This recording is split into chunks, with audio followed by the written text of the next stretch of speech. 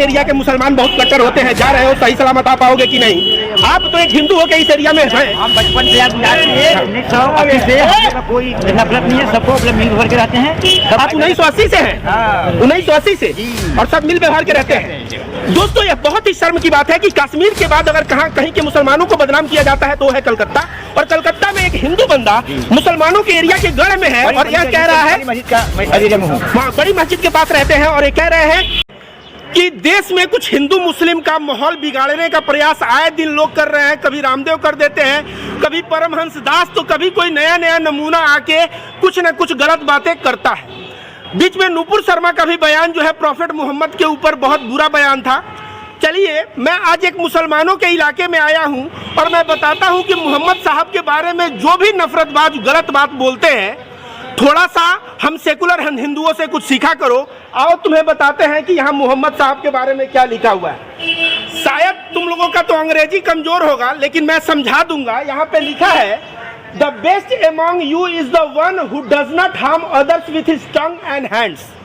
और नीचे लिखा है प्रॉफेट मोहम्मद। मतलब मोहम्मद साहब कह रहे हैं कि आप लोगों में सबसे बेहतर इंसान वह है जो अपने जीभ से और अपने हाथों से दूसरे को नुकसान नहीं पहुंचाता। अब जो अंधभक्त कहते हैं कि इस्लाम कट्टर धर्म है, हिंसा को इसमें जगह दिया है, तो मोहम्मद साहब कैसे कह दिए कि आप लोगों में बेहतर वही है जो अपने जुबान और अपने हाथ से दूसरे को नुकसान नहीं पहुंचाता? सभी धर्म अच्छे होते हैं और बुरे लोगों का कोई धर्म नहीं होता। तो धर्म अच्छा बात सिखाते हैं, लेकिन ये नफरतबाज मोहम्मद साहब क्या बोले पढ़ेंगे नहीं, बस उल्टा सीधा जो है इस्लाम और मोहम्मद साहब के बारे में और मुसलमानों के बारे में ये आए दिन बयान देंगे। अभी और भी है, आप लोगों के बीच और दिखाता हूं, इधर आइए। In payment by a rich man is injustice. Prophet Muhammad peace be upon him. जो व्यक्ति अमीर है और पेमेंट में डिले कर रहा है, मतलब बहुत लोग अमीर रहते हैं लेकिन पैसा किसी का नहीं देते हैं, तो ऐसा काम जो है पाप है, ऐसा यहाँ मोहम्मद साहब ने कहा है। अमीर व्यक्ति अगर पैसा में डिले करे तो अन्याय के समान है। तो बताओ ये कितनी बड़ी बात है।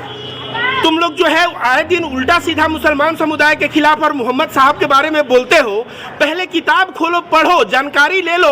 जब जिस दिन जानकारी ले लोगे ना, मैं बोलता हूँ गारंटी और दावे ठोक के कि मोहम्मद साहब एक इतने अच्छे इंसान थे कि तुम लोगों के आंखों में आंसू आ जाएगा और तुम्हारा हृदय प्रेम से भर जाएगा।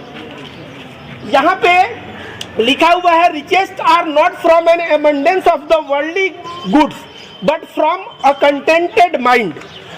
अमीर वह व्यक्ति नहीं है जिसके पास संसार का धन दौलत और पैसा है। तो अमीर कौन है? अमीर वह व्यक्ति है जो दिमाग से संतुष्ट है।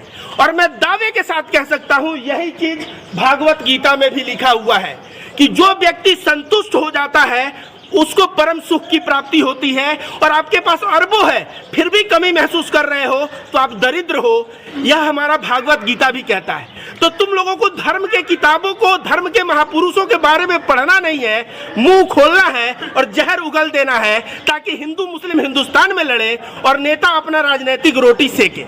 If doomsday we established and one of you has sapling in your hand then let him plant it. इसका मतलब होता है कि कयामत के दिन भी अगर तुम्हारे हाथ में एक पौधा है तो उस पौधे को बो दो। याद करो दोस्तों, हम लोगों ने बचपन में जो फल खाए थे, क्या वो पेड़ हमने लगाए थे? नहीं।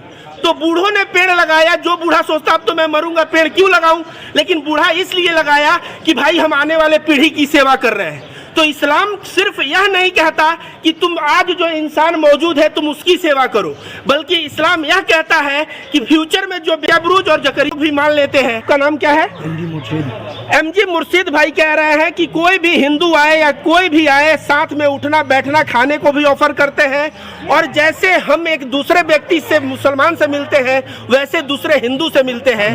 हाँ, हम तो यहाँ पे रहते हैं जी, मगर मेरा काम बड़ा बाजार में मतलब हिंदू के बीच में है। हाँ हाँ हाँ। मगर हम लोग वहाँ पे जिस तरह रहते हैं वहाँ पर मतलब एक कुछ दूसरे से ऐसा नहीं लगता कि वो हिंदू है मुस्लिम है, मगर एक जैसा है। मगर इसको कुछ वक्त लोग जो है वो उल्टा बयान देना